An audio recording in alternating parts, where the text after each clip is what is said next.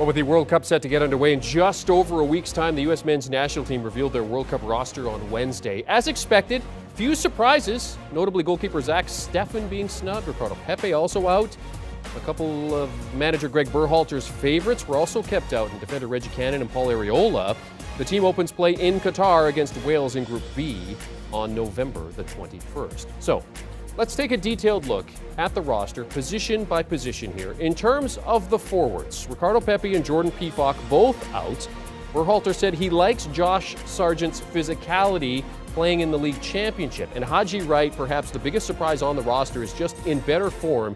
He's got 9 goals in the Turkish league. In terms of the midfielders, Christian Pulisic is there, of course, Weston McKennie, Tyler Adams. Brendan Aronson, usually listed with the forwards, but he's in the midfield here. That may just be a numbers thing. Despite being Berhalter's most capped player with 31 caps, Arriola out here, though Berhalter said he was mostly used as an injury replacement during qualifying. And then in terms of the defenders, the backline anchored by Anthony Robinson, Tim Ream, Walker Zimmerman, and Serginho Dest. The question here is, who does he pair with Zimmerman in the center of defense? DeAndre Yedlin also in there with his 75 caps. He is the most experienced player on the roster.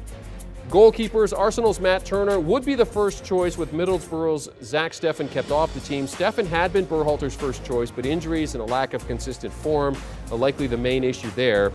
So that's the team, but who's the preferred starting 11? So for more on that, let's go to CBS Sports HQ soccer analyst and former U.S. men's national team chief scout, Thomas Rongen. TR, take it away.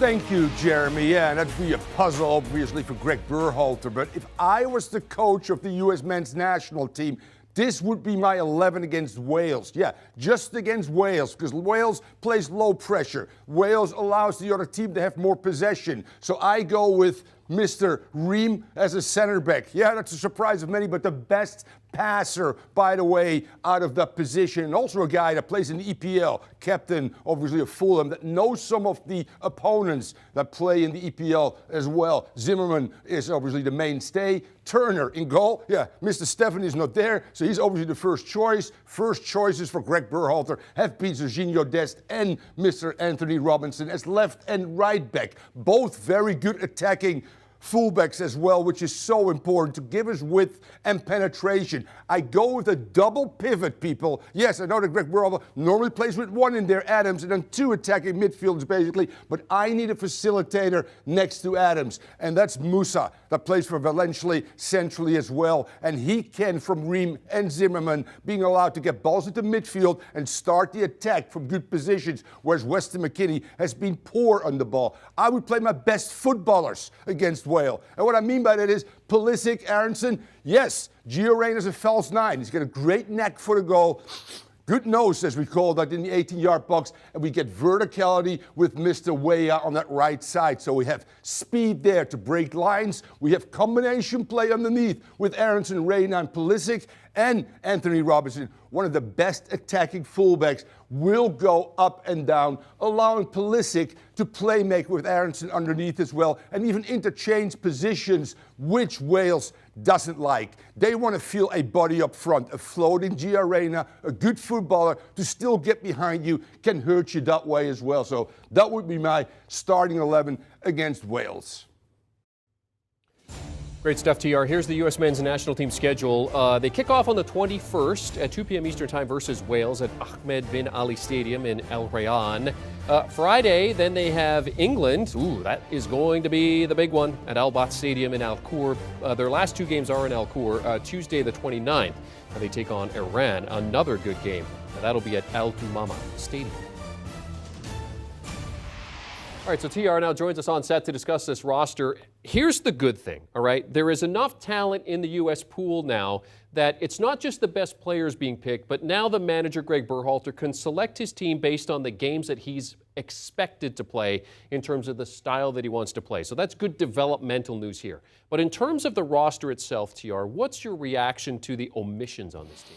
Well, interesting. It's not Landon Donovan 2018 when Jurgen Klinsmann left them off, but Zach Steffen and Ricardo Pepi are 2 big omissions, in my opinion. Steffen, a year and a half the for sure shoe-in as a starter, not even on the roster, which tells me, Jeremy, one thing. He's not a good sitter, and Greg Berhalter knows Zach Steffen and doesn't need anybody in the locker room to create a negative environment. Pepe actually informed for Groningen, and after Christian Pulisic, by the way, Mr. Pepe scored the second most goals in qualifying. So to me, that's a little bit baffling, quite frankly. And then real quick, go to the inclusions. It's Tim Ream, without a doubt, and Haji Wright, who is the second leading goal scorer right now in Turkey as well. Tim Ream, to me, makes a lot of sense. 35, captain of Fulham, 10th, I think, in the EPL, knows the Wales and the England players. Yeah, so in terms of the makeup of the roster then, and you look at that schedule, Wales to start, obviously you want to get off to a good start, then England, going to be a huge game, and then Iran to close it out.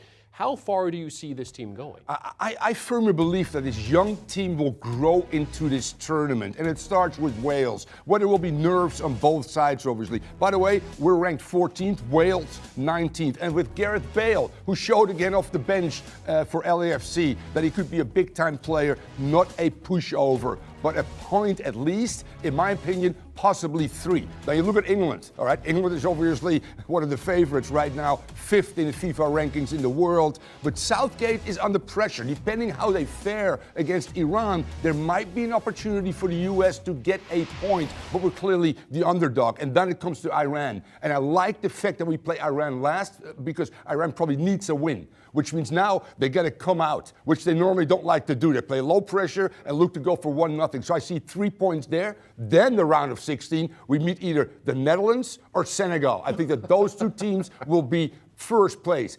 Now, both have a lot to prove, but I firmly believe that we can get a result against either one. That means we're going to the quarterfinals, and we probably will face Argentina the way it all shapes out. And then the fairy tale will be over because Messi and company are some of the favorites right now going into this World Cup as well. So I firmly believe that this young team can grow into the tournament, can get to the quarters, but there it will end against Argentina. Messi's my pick. Messi and Argentina, my pick to win the Good tournament. one. Didn't get them in the pool that we have here at CBS Sports, but when you look at what this team can do historically, do you think that this is a team that can go further than any other U.S. team? No, not at this juncture, Jeremy. I think they'll gain and continue to gain experience through this tournament. They are the youngest team in this tournament, which is great for Greg Berhalter. And let's be real honest. Yes, making the World Cup is huge. Yes, getting out of the group is important as well, which we do normally when we get to the World Cup. We haven't been there, by the way, for 8 years. 2018 was the last, or 2014 was the last time, obviously. So that's a tough one. But in saying that, I think this team can grow in experience. And then when this talented young group is in their prime of their careers, 2026 might be the target for a semifinal run. If they have to play Holland, which way are you going?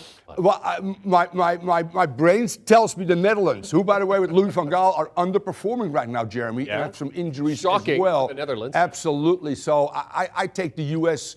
over the Netherlands in the round of 16. Okay, well, let's hope we get there. Let's hope we get there. CBS Sports HQ soccer analyst Thomas Rongen going to be here with us a lot over the next month as we get into the World Cup, which starts a week from Sunday in Qatar. In terms of the odds to win, Brazil are the favorites at 4-1. Then you have Lionel Messi in Argentina at plus 550. What a way for Messi to cap his international career. You would think he would go back into international retirement if they were to win the World Cup. Then it is the reigning champions France, England among the favorites as well, alongside Spain at 8-1. Well, for more on the U.S. men's national team selections and insight into Berhalter's thinking, be sure to listen to the latest In Soccer We Trust podcast. Jimmy Conrad, Charlie Davies, and Heath Pierce discuss the surprising snubs of Zach Steffen and Ricardo Pepi and exactly who Greg Berhalter can rely on. Download and follow In Soccer We Trust wherever you get your podcast audio.